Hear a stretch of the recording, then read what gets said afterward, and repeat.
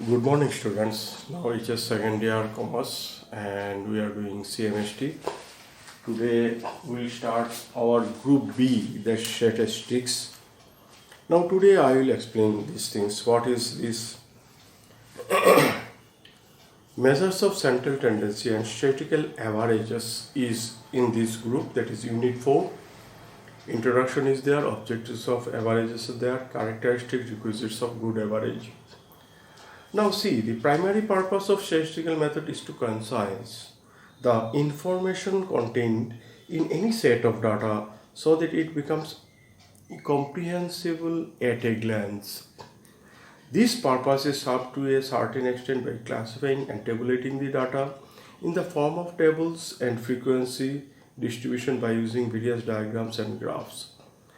Over and above graphical and grammatical representation, there are certain arithmetical measures which effectively condense the data to a single value which is representative of the entire mass of unwidely data, thereby reducing complexity of raw data.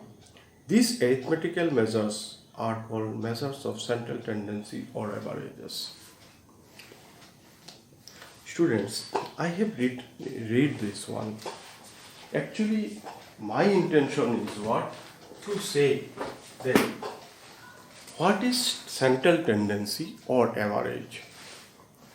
I want to give a simple example. Suppose I am in your class.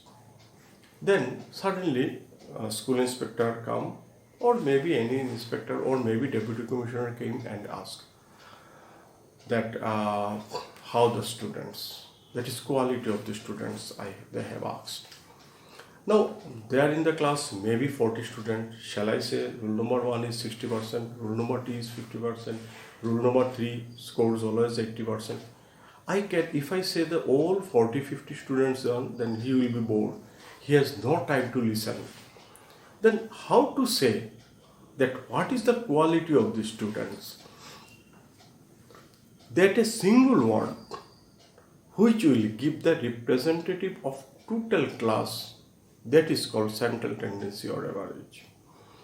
When we ask that your percentage of your just pass result of this class 10, then generally we are habituated with the percentage. That is first division. Means what? That almost every subject you have scored 60%, 60 marks above out of 100. That a single terms, what I have said, first division means his score is more than 60 out of 100 per subject. That is the thing. Suppose in a locality, if anyone asks what is the financial condition of this locality, then you have to say what? That either it is what? Very poor, or average, or rich. Like that you have to say. But always it may not be applicable for this one, but it is somehow we can say these things. This word that which gives a total meaning of whole things is called central tendency or average.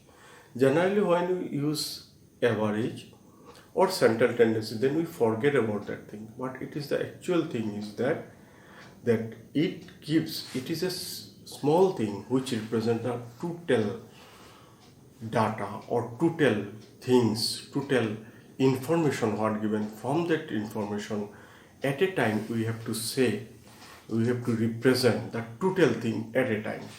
That is called central tendency. Now students, that is so many, that is mathematician, statistician, they have given so many things, but it is that I will not discuss about these things. Main things I am to discuss. मैंने यही central tendency समझाया था. Central tendency का मतलब होता है क्या? ये एक ही वर्ड में पूरा यहाँ पे जितना ऑब्जेक्ट है, जितना पर्सन है या जितना डाटा है, सभी को रिप्रेजेंट करे, ऐसा कुछ बोलना है. सो वही होता है central tendency. So to get a single value to represent entire group of values to facilitate the comparison. This so many things they said objective of average. Then characteristics of this good average, it should be rigidly defined. That is nicely it should be defined. It should be easy to understand and calculate. You cannot use a so tough formula, tough things, though you cannot understand, you cannot calculate easily.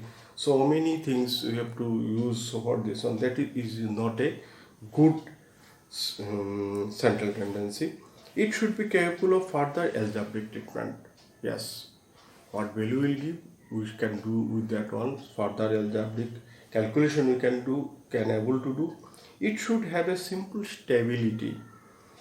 That means what? Fluctuation of sampling should not be there. Affected by little, not so big one. It should be unduly affected by extreme observations. Extreme means what here? Smallest and biggest number. That number or values that which should not affect this one. Now we will tell how many central tendency within your syllabus. 5 things are there: arithmetic mean, geometric mean, harmonic mean, median, and mode. These 5 things you have to use. Arithmetic mean, what is average, that we have done in class 10 also, that we are going to do. In your exercise they have said to start do this one. So we will do what? That one, that how much it is useful, that one we will do. Our question exercise is, next exercise is what? Exercise 4.8. They say define average. So what we will say average? There are certain arithmetical measures which effectively condense the data to a single value which is representative of the entire arithmetical measures are called measures of central tendency or average. Briefly, methods of measuring the average. So measuring the average, what are the things? That is 5 ways we can measure: arithmetic mean, geometric mean, harmonic mean, median, and mode. What are the central tendency? What are the measures of central tendency? These and that are same. They have said in the first question different methods of measuring. So method said central tendency. Why are they called measures of central tendency? Because they takes this one as central values, that is main values they are telling. Discuss the requisites of an ideal average. Yes, we need this average because every time we will use the total, we cannot use the total information, so we have to use some part that is a single term which can be used for that one.